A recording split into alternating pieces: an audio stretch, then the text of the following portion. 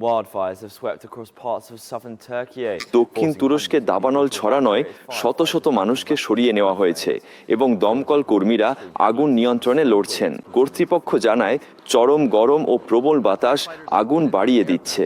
আকাশপথে দমকল কর্মীরা তুরস্কের মুগলা, আন্তালিয়া, বালিকেসির ও চানাক্কালেতে দাবানল নেভাচ্ছেন। কর্মকর্তারা জানান 200 জন বাসিন্দা ও রোগী সরানো হয়েছে এবং ধোঁয়ায় আন্তালিয়া ফেথিয়ে মহাসড়কটি বন্ধ করে দেওয়া হয়েছে। প্রেসিডেন্ট এরদোয়ান জানান দেশ জুড়ে ডজন খানেক আগুন ছড়িয়েছে এবং উদ্ধারকর্মীরা বাকি কেন্দ্রগুলো নিয়ন্ত্রণ করছেন।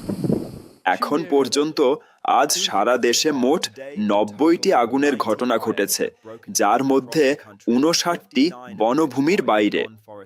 এই আগুনগুলোর মধ্যে 81টি পুরোপুরি নিয়ন্ত্রণে আনা হয়েছে। আমরা বর্তমানে মুগলা, বালিকেসির, আন্তালিয়া ও চানাক্কালেতে আগুন নিয়ন্ত্রণে আনার চেষ্টা অব্যাহত রেখেছি। কর্তৃপক্ষের মতে বড় দাবানলটি কৃষিজমি থেকে শুরু হয়ে বনভূমিতে ছড়িয়ে পড়ে। প্রাচীন অলিম্পস ধ্বংসাবশেষে প্রবেশ বন্ধ করা হয়েছে, কারণ উদ্ধারকর্মীরা জনপদ ও পর্যটন এলাকা রক্ষার চেষ্টা করছেন। আন্তালিয়ার গভর্নর সতর্ক করেন, খারাপ আবহাওয়ায় নতুন দাবানলের ঝুঁকি এখনো অনেক বেশি। আমরা মঙ্গলবার রাত 3টা হতে আগুন নেভাতে লড়ছি।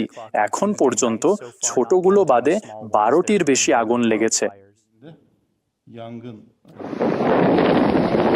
কর্তৃপক্ষ জানিয়েছে তুরস্কে এখনো 3000-এর বেশি দমকল কর্মী আগুন নেভানোর কাজে নিয়োজিত রয়েছেন। তুরস্ক, স্পেন ও ফ্রান্সেও দাবানল মোকাবিলায় সহায়তা করতে অগ্নি নির্বাপন বিমান পাঠিয়েছে।